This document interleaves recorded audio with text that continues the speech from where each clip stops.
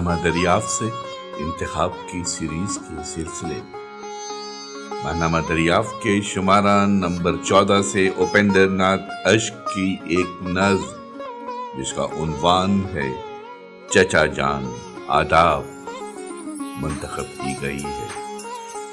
چچا جان آداب اپیندر ناتھ اشک کی یہ نظم آج دریافت ڈیجیٹل میں دوبارہ پیش کی جا رہی ہے۔ سماعت فرمائیے نظم چچا جان آداب۔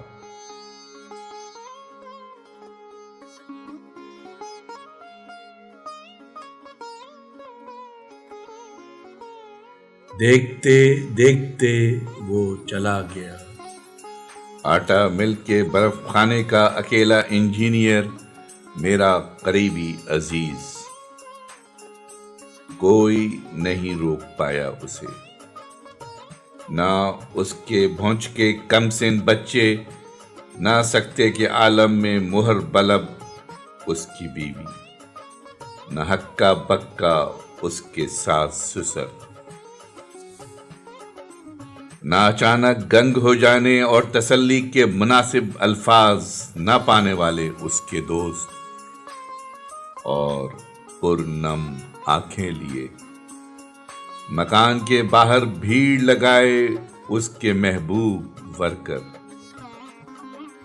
ہوا کے جھونکے سا وہ نکل گیا، باغیچے کے حبس کو اور بڑھاتا ہوا بجلی کے کوندے سا ڈوب گیا، اپنے پیچھے اندھیرے کو اور گہراتا ہوا، آٹے کے بورے سا لد کر چلا گیا، ملک الموت کے وسیع کاندھوں پر سرک گیا، برف کی سلی سا وقت کی سیدھی ڈھلان پر نہ جانے کس نامعلوم مستقبل کی طرف۔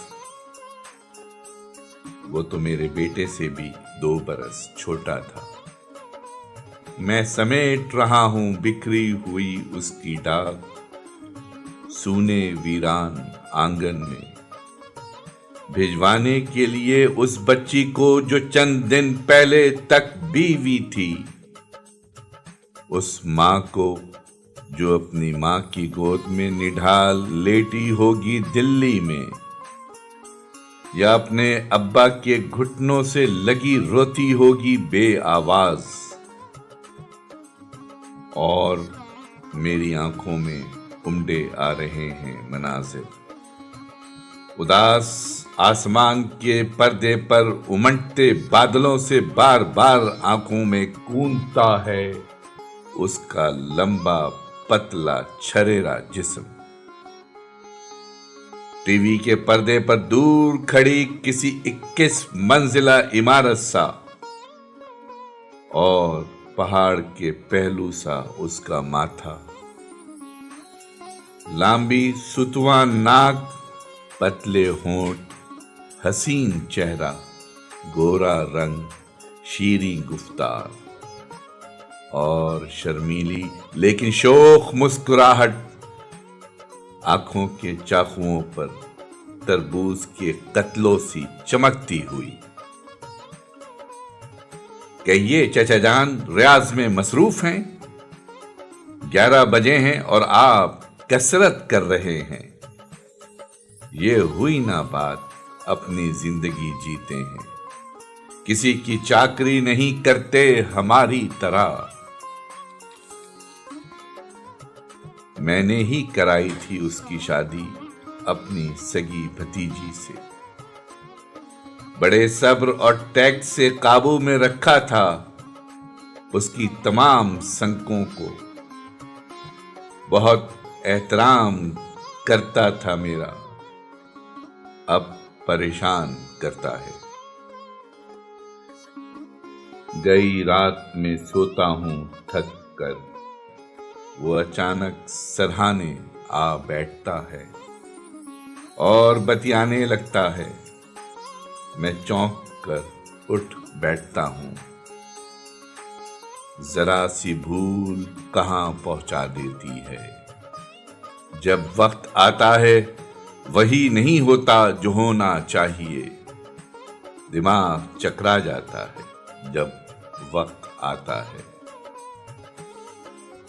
काम करते करते उसे प्यास लगी बर्फ खाने में, ना चाहते हुए भी उसने पी लिया बर्फ का पानी और उसे यरकान हो गया। यरकान कभी बरसों में होता था, किसी को अगर होता था, जब कुओं का पानी पीते थे। अब वाटर वर्क्स के नलों का पानी पीते हैं जो बिछाए गए हैं जमीन के नीचे, शायद 1 सदी पहले, जिनकी पसलियों को जंग खा गया है, जो फट पड़ते हैं धरती के नीचे और फूट पड़ते हैं सड़कों पर झरनों की तरह, और गदले गलीज रुके हुए नालों का पानी जमीन के नीचे नीचे पहुंच जाता है उनकी शरियानों में, और पीलिया शहर को घेर लेता है जैसे घेर लेती है पीली आंधी आकाश को। यरकान कट जाता है पत्थर चटी की जड़ के पानी से। इलाहाबाद के ओझे उतार देते हैं पीलिया को। वैद हकीमों के पास अचूक नुस्खे हैं इस बीमारी के। होम्योपैथी से बेहतर नहीं है कोई इलाज यरकान का। खानका के पीर तावीज फातेह मौत पहना देते हैं। डॉक्टर ग्लूकोज का पानी चढ़ा देते हैं। योर्जिन की गोलियां खिलाने के बाद सभी ने आजमाए अपने अपने तरकिश के तीर इन 2 महीनों में, और मरीज पहुंच गया दिल्ली मेडिकल इंस्टीट्यूट के इंटेंसिव केयर यूनिट में। उसे पीलिया हुआ था ऐसा जो दरअसल होता है फी लाख इशारिया 4 मरीजों को। जर्द कुर्ता सारे जिस्म को, गोरे पैरों को सुझाता, चमकाता, जिगर को बेकार करता, फैला देता है पेट को जलूधर के पानी से। खून की 2 बोतलें चढ़ चुकी थीं, वो पूरी तरह होश में था। डॉक्टर सोचने लगे थे ऑपरेशन की, और वो दिल्ली शिफ्ट करने की इलाहाबाद से अपने नए बने मकान में। कि आधी रात को बच्ची ने कहा, अब्बा नाक से सीटी बजा रहे हैं अम्मा। भोली बच्ची नहीं जानती थी कि आ गई है गाड़ी सीटी बजाती उसके अब्बा को ले जाने। मैं उसके नाम आई चिट्ठियों का अंबार समेटे खड़ा हूं। इस सूने वीरान आंगन में सूरज की किरण जंगले पर वहीं रुकी है जहां वो रोज उसका खैर मकदम करती थी। स्कूटर मुंतजिर है जामुन के नीचे। वो आए, पांव रखे, किक मारे और स्कूटर गड़गड़ाए। आकाश की बुलंदी पर एक कटा पतंग बहे जा रहा है, लंबी डोर पीछे छोड़ता हुआ। मैं कॉल बेल पर उंगली रखता हूं। दूर कहीं टन टन होती है।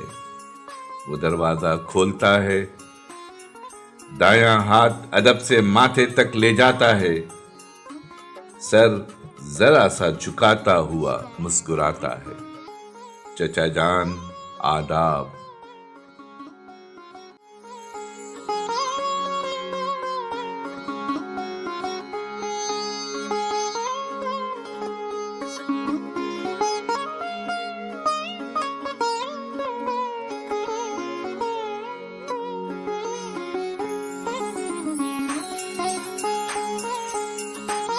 आवाज व पेशकश जफर जमील।